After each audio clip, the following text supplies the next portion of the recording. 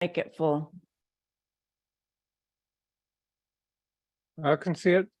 Okay, so basically the individuals who are within our membership are people who speak one language. And I used to call it soil-lingual. And frankly, I've never come up with a good name yet for it. So I'd be interested if people have that. But if you realize, if you recognize, and you've been in the soil health business, you understand that it's evolving rapidly. The knowledge is evolving rapidly. And we have some amazing, amazing individuals out there who are constantly learning, because they are learning about nature, and they're learning things that we just really never knew. And it's so, it's exciting, it's revolutionary. But most of those individuals who are talking about regenerative agriculture, or the ones that are within our membership anyway, interject. They go back and forth between human health and soil health. So microbiome, mitochondria. They speak about different infections, and they go from the plant health to the human health, and they meander back and forth in their conversation. So Steve, I might be wrong, but Steve, were you referenced in Nicole Masters' book? Your name's your name's familiar. Yeah, your name's familiar. So she's a really great example of an individual who can't keep on the same page, I would say, because she goes human health, soil health, human health, soil health. But also they do bring in water health, a lot of the conversations. And Global Food Collaborative is really interested in prevention and reversal of chronic disease. And these are businesses that are bent on that. They're health professionals, they're individuals who are growing food, they're individuals who are harvesting food, and they believe that nature has the answer.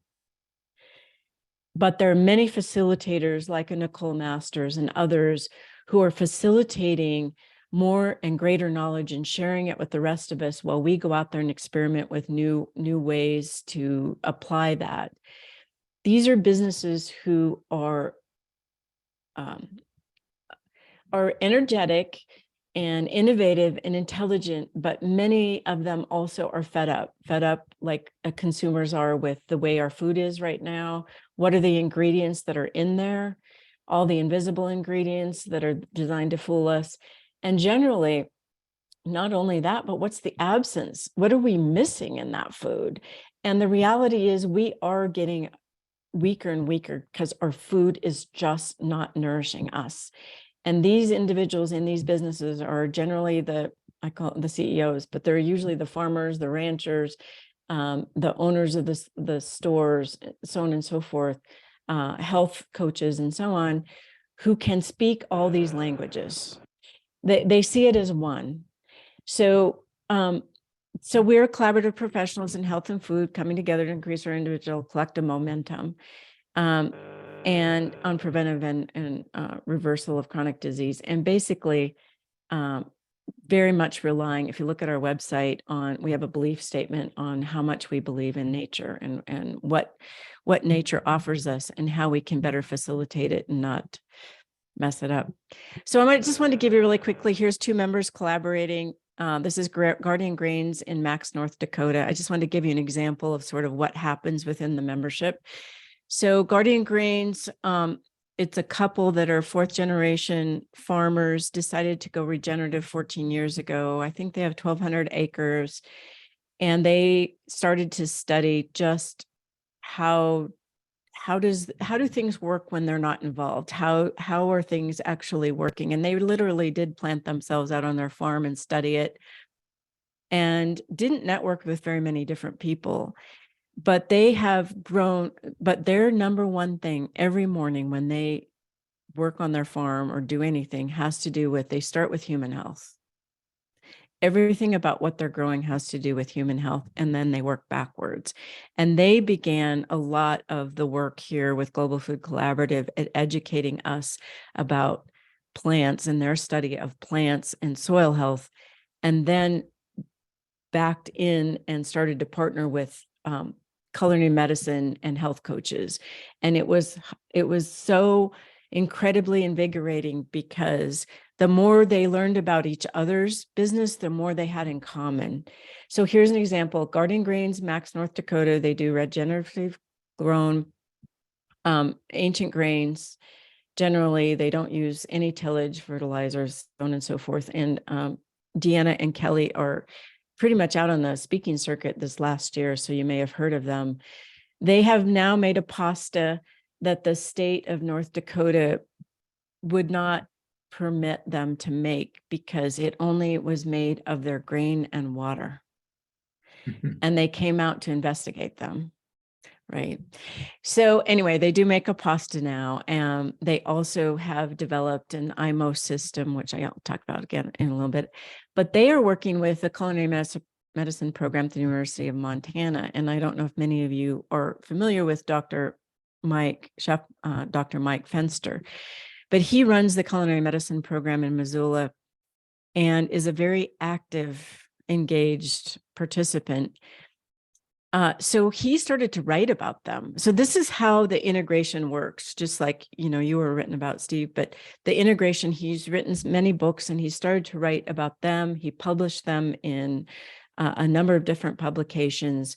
They sent him samples. He uses it in his culinary medicine program. He's now working with the National Federation of Chefs. And so he's doing training for chefs all over the world.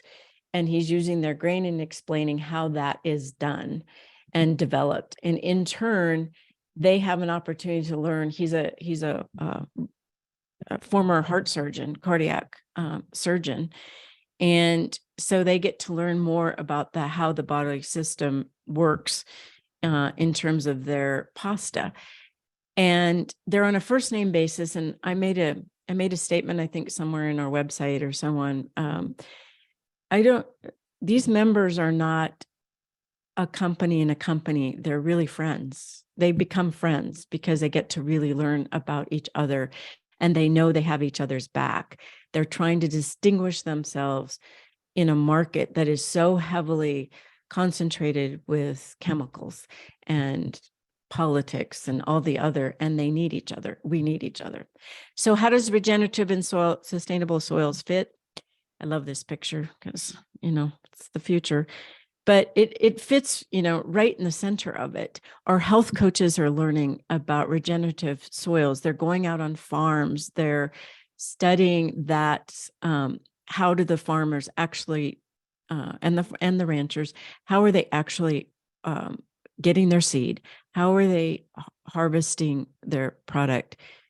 How does the soil look? How does it taste? How does it smell? What is it that the individual has learned over the years? I use the word evolver solvers a lot, or that reference that, because every one of our members, the thing they have in common is they're never the same person that you saw last week. They've studied something, they've learned something, they've shared something. Everything's new. And so these people are constantly on the run. I love it because they're intelligent and they're sharing their intelligence and they're willing to do so. Regenerative is a little bit strange, I have to say, these days, because many individuals, many companies are appropriating the name. And I kind of go back to really, how does nature work? And how can we prevent disease? Because the larger companies who are appropriating the names aren't really interested in that. It's a lot of it, I think, is still greenwashing, and they're definitely not evolvers, solvers. They're the people who put us in the predicament that we're in today of such a grand number of people who are prone to disease and growing every year. It's crazy. So regenerative is right in the middle of it. We use the word sustainable a lot, having more to do with the businesses. We're trying to position our businesses to be interrelated to the degree that they're sustainable, because we need to increase the pace and we need to increase the momentum of our businesses being out there working together and sharing their message, sharing their products, sharing their services, and healing us, getting to the end game, the goal post. So how do people take action with GFC? We, as you pointed out, John, we have a website.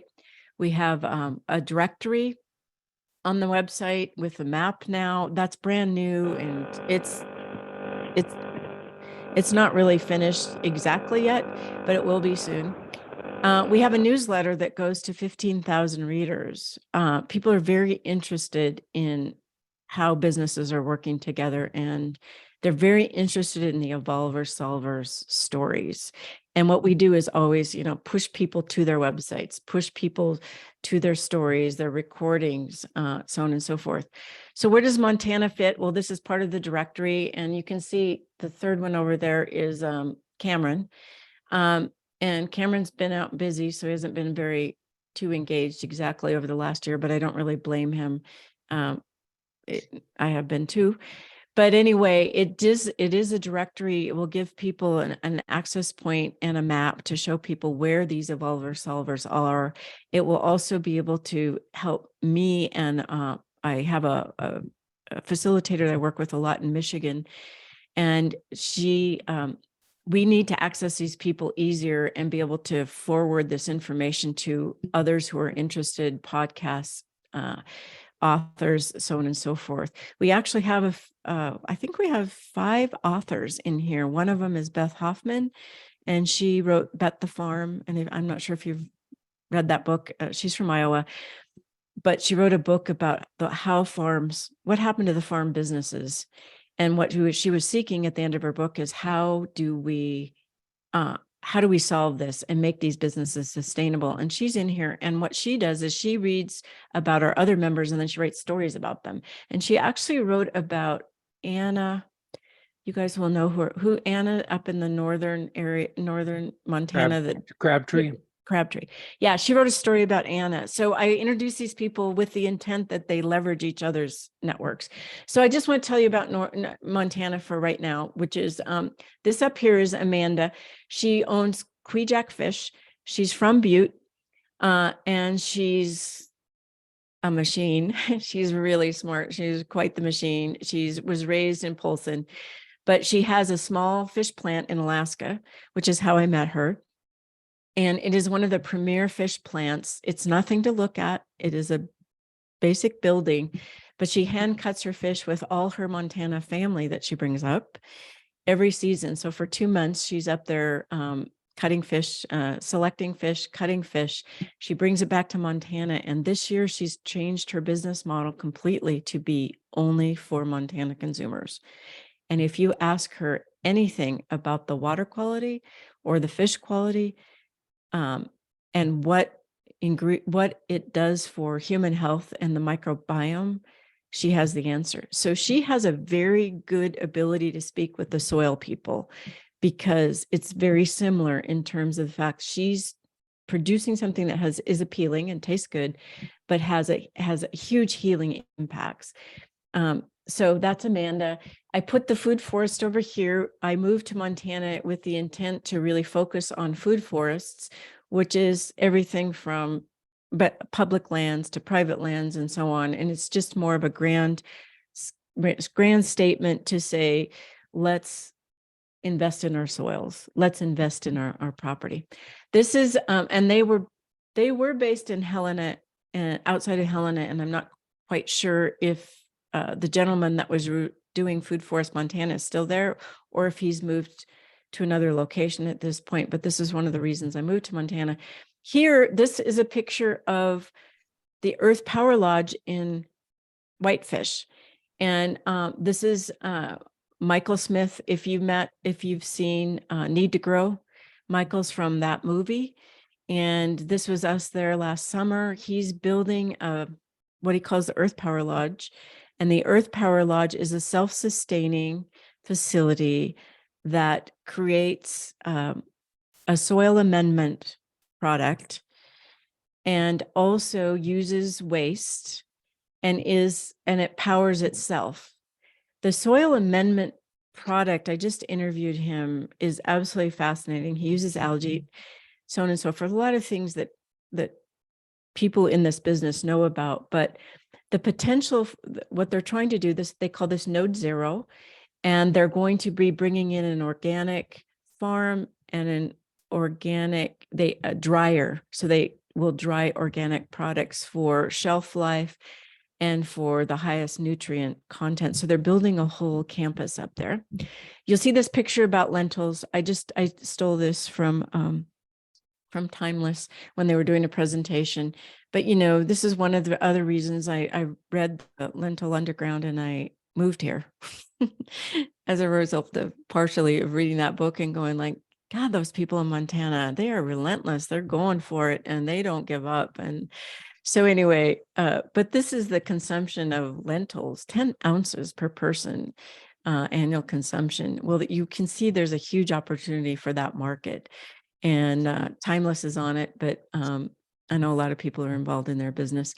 This is just a picture of a health coach. We have a number of health coaches that we work with, integrative medicine people and dropout physicians, I would say, homeopaths and chiropractors who are on the health side of it. But a lot of people who have moved away from traditional medicine and now are doing all kinds of quite interesting things.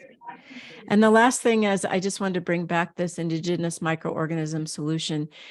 This is being done by Guardian Grains, and they've what they are doing is showing farmers and ranchers how to create their own fertilizer, essentially from their own farms, which not only saves money, considerable money, but it actually steps up the ability for those farms to be receiving the nutrients that those plants need to give us the end result nutrients.